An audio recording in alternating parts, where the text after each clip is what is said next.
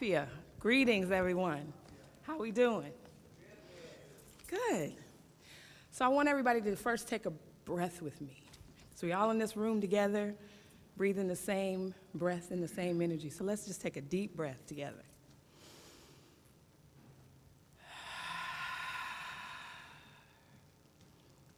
I give thanks and praise to my departed ancestors and the ancestors of every person in this room.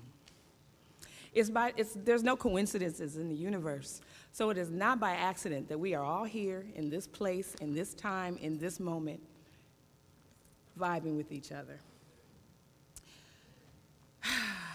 We give thanks for the flesh and the blood and the bones and the spirit of the ancestors that came to this realm before us. So let's talk about ancestors. In the Yoruba tradition, we honor our ancestors with shrines and masks and pots and dancing.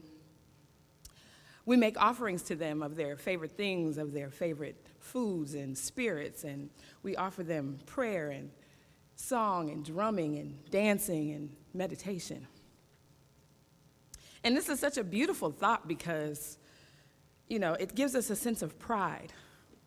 It's so rich and colorful, and it makes us really proud of who and where we came from, right? Right? But what about the other side of where we come from? What about the slaves? What about the indigenous people that made families with the slaves?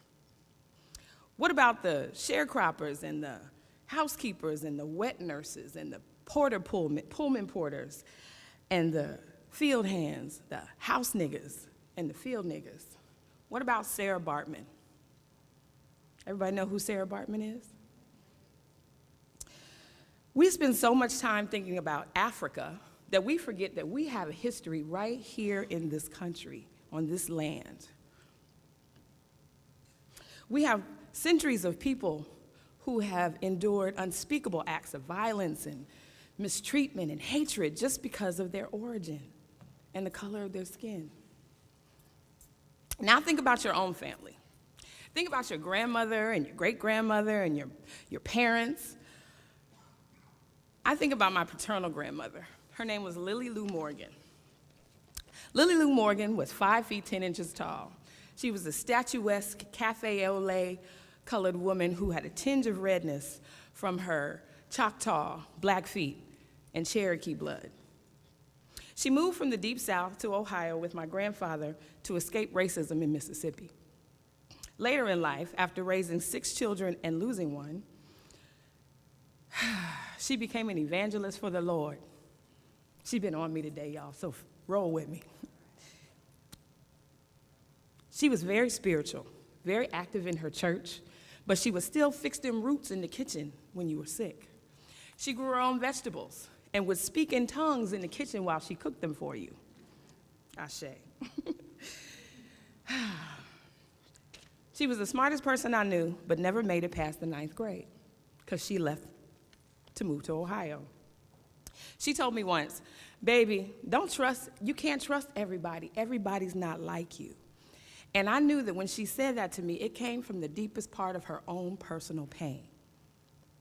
You see, my grandfather was a good-looking black man, almost 7 feet tall.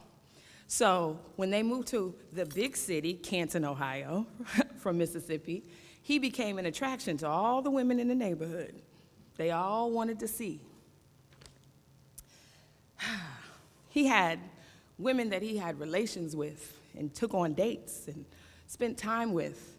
And my grandmother had to deal with his infidelity, sometimes on accident and sometimes on purpose, when they would show up to the house to confront her. And this happened more than twice. So think about what I just said. Think about the emotional, mental pain that has become part of her DNA, that has become part of my DNA, based on what she had to deal with. These things become part of us. And because of our history, there are mental, physical, psychological, and emotional traumas that we deal with on a daily basis. And it still plagues Black people after centuries of mistreatment and hatred and just mean-spirited energy.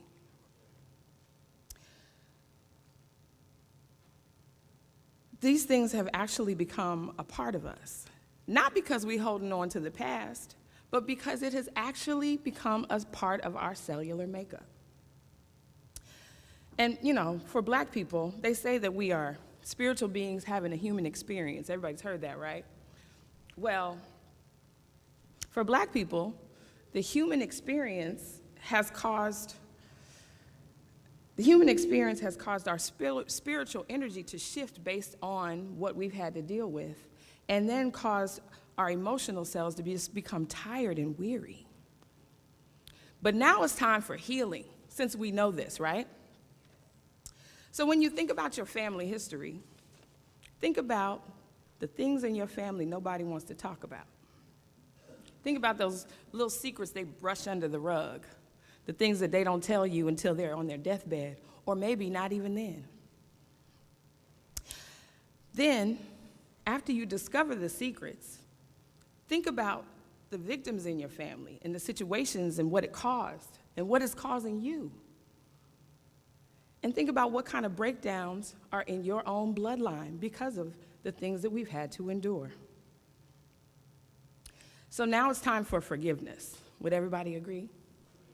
Okay, so a little exercise. In your mind, everybody close your eyes.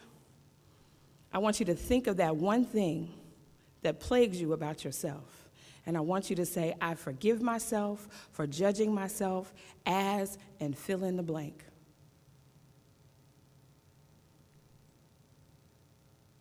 Now take a deep breath again.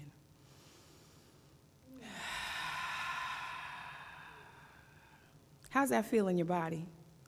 Feels better to let it go, right?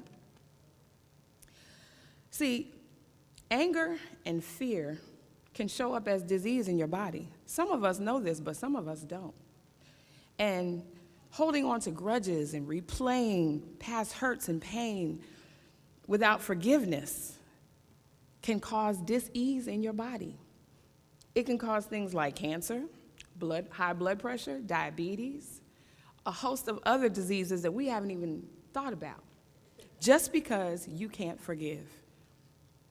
My sister Barbara has had to fight through, and learn to heal herself, heal her body, and heal her mind in this process, all at the same time. She literally died in that hospital 3 times. I don't know if you know this story, but you're about to find out. And she's been reborn in order to break her generational curses and the things that have plagued her family and her cellular makeup for decades. She's taken the first step by, 1, connecting with her ancestors, those ones whose shoulders she stands on. 2nd, when she laid there in the hospital trying to bring her life back into her own body, she was hearing messages from her ancestors. So the 2nd way she honored them was being obedient to the messages and trusting that that's what she was experiencing, was messages from her ancestors. And lastly, by writing this book, Fat, Black, and Unlovable, for creating this healing circle that we're all in today. Y'all didn't know y'all were in a healing circle, did you? You got me, so hey, here we go. So she also let people know, the people in the world that feel fat, black, and unlovable, that they too can heal with the wisdom and knowledge of their own ancestors. Ladies and gentlemen, I'm blessed, honored, and so happy that I can still introduce to you my godniece and a daughter of Oshun, Barbara Ohuninifa Pamplin.